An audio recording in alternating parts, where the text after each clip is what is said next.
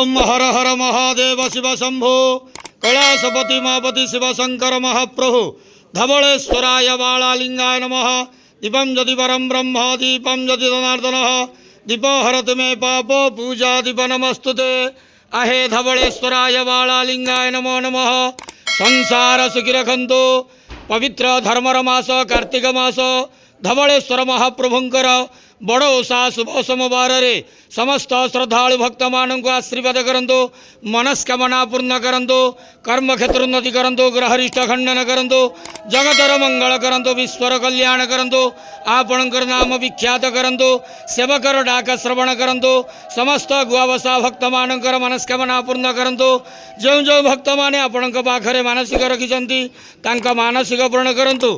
आज धवलेश्वरंकर बड़ ओषा समस्त व्रतधारी मानकर मनस्कामना पूर्ण करंतु। धवलेश्वराय बालालिंगाय नमो नमः। संसार सुखी रखंतु आनंद गवार हरि बोलो।